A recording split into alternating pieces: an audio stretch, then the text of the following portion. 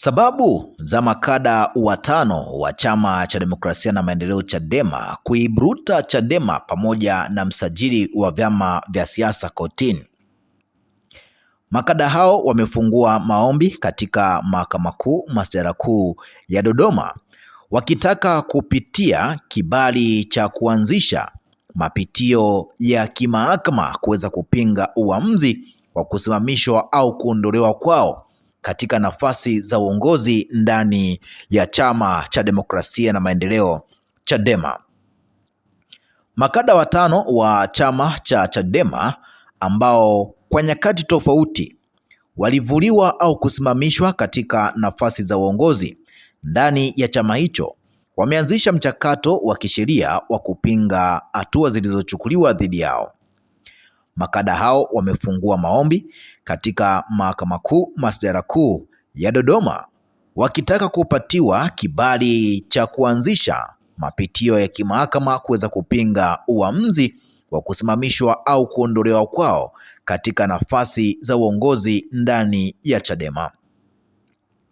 Maombi hayo yalifunguliwa chini ya hati ya dharura, yamepangwa kusikilizwa kuanzia Agosti 25 mwaka 2026 mbele ya Jaji Amiri Mluma. Katika shauri hilo, waombaji wameitaja bodi ya wadhamini wa Chadema kuwa mjibu maombi wa kwanza, katibu mkuu wa Chadema mjibu maombi wa pili, huku msajili wa vyama vya siasa na mwanasheria mkuu wa serikali wakitajwa kuwa ni wajibu maombi wa tatu na wa nne mtawaliwa. Waombaji hao wakiwakilishwa na wakili Joseph Kipeche na wakiwakilishwa na wakili Joseph Kipeche ni Barnabas Okora, Lembrus Mchome, Joseph Mwakidasi, Matias Cosmas na Abubakari Mashomba. Okora ni katibu wa Chadema mkoa wa Morogoro ambaye alisimamishwa nafasi yake ya uongozi mnamo Julai 9 mwaka 2026, lakini baadaye akakata rufaa na kurejeshwa katika nafasi hiyo. Mchome kwa upande wake ni mwanasiasa ambaye alivuliwa uongozi na kufukuzwa wanachama wa Chadema mnamo Mei mwaka 2025 kufuatia mvutano ulioibuka baada ya kuhoji au kupinga uteuzi wa viongozi wa sekretarieti ya chama hicho cha Chadema. Wengine ni Mwakidasi aliyekuwa katibu wa Chadema wilaya ya Muheza, Cosmas aliyekuwa mwenyekiti wa Chadema wilaya ya Kilindi na Mashambo aliyekuwa ambaye anatajwa kuwa ni katibu wa Chadema wilaya ya Kilindi mkoani Tanga.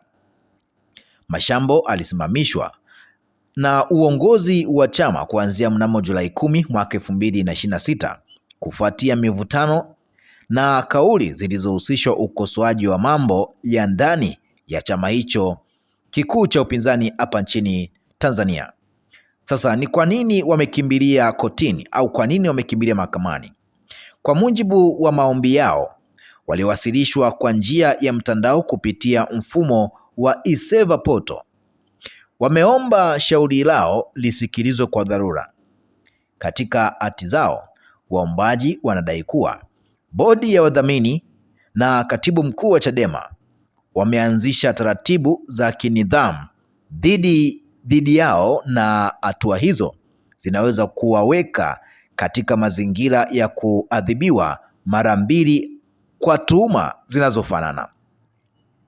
Wajibu maombi hao wa kwanza na wa pili wameanzisha taratibu za kinidhamu dhidi yao au dhidi ya waombaji, isipokuwa maombi haya yasikilizwe kwa dharura, waombaji watapata adhabu mara mbili, wameeleza katika maombi yao. Waombaji pia wanadai ya kuwa walisimamishwa na wajibu maombi hao kabla ya kusikilizwa na baadaye walipewa taarifa ya kuwasilisha utetezi wao dhidi ya tuhuma hizo, huku hatua za kuwasimamisha katika nafasi za uongozi ikiwa tayari zimeshachukuliwa. Kupitia maombi hayo, wanaiomba Mahakama Kuu iwape kibali cha kuweza kuwasilisha maombi ya mapitio ya kimahakama, yani judicial review, kuweza kupinga uamuzi wa kusimamishwa au kuondolewa kwao katika nafasi za uongozi ndani ya Chama cha Demokrasia na Maendeleo Chadema. Kupata kibali hicho ni hatua ya awali inayotakiwa kisheria kabla ya shauri la mapitio ya kimahakama kuendelea kusikilizwa. Shauri hilo linakuwa ni miongoni mwa kesi zinazohusu migogoro ya ndani ya Chadema kufikishwa mahakamani katika kipindi cha hivi karibuni. Kabla ya shauri hilo, aliyekuwa makamu mwenyekiti wa Chadema Zanzibar, Saidi Issa Mohamed, pamoja na wenzake wawili walifungua kesi namba 8323 ya mwaka 2025 katika Mahakama Kuu ya Dar es Salaam dhidi ya bodi ya wadhamini wa Chadema na katibu mkuu wa chama hicho. Katika shauri hilo, walikuwa wakilalamikia kile walichodai kuwa ni kutokuwepo kwa mgawanyo sawa wa rasilimali, fedha na mali za Chadema kati ya Tanzania bara na Zanzibar. Mnamo Juni 10 mwaka 2025, Jaji Hamidu Mwanga aliyekuwa akisikiliza shauri hilo alitoa amri ya kuzuia Chadema kuweza kufanya shughuli za kisiasa nchi nzima na kutumia mali zake hadi shauri hilo litakapomalizika. Inaelezwa kuwa amri hiyo ilidumu kwa siku 309. Hata hivyo, mnamo Aprili 15 mwaka 2026, Mahakama ya Rufani ilifuta amri hiyo ikisema kwamba Mahakama Kuu ilikosea kuendelea na usikilizaji wa shauri hilo baada ya mawakili wa wadaiwa kujiondoa. Uamuzi huo uliweza kuondoa Chadema katika zuio la kuweza kufanya shughuli zake za kisiasa na kutumia mali zake.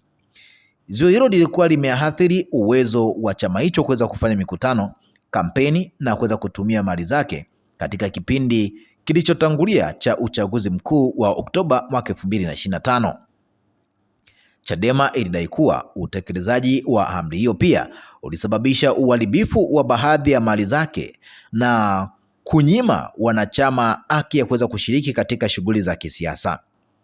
Baadaye mnamo Mei 28 mwaka 2026, Jaji David Ngunyare wa Mahakama Kuu alitupilia mbali kesi hiyo kwa maelezo ya kwamba kulikuwa na dosari za kisheria katika madai yaliyowasilishwa.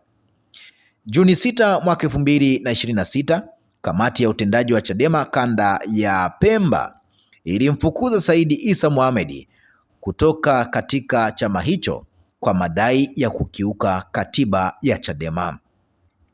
Hata hivyo, Mohamed ameendelea kupigania masuala yanayohusu chama hicho mahakamani baada ya yeye na wenzake kuweza kufungua shauri jipya nambari 13832 la mwaka 2026 katika Mahakama Kuu Dar es Salaam, ikiwa na maudhui yanayohusu mgawanyo wa mali na rasilimali za chama hicho. Tuachie maoni yako, utuambie ni kipi ambacho unacho kutokana na mambo haya ambayo yanaendelea kukikumba Chama cha Demokrasia na Maendeleo Chadema. Tuachie maoni yako, tuambie ni kipi ambacho unacho. Tukutane wakati mwingine na wasaa mwingine.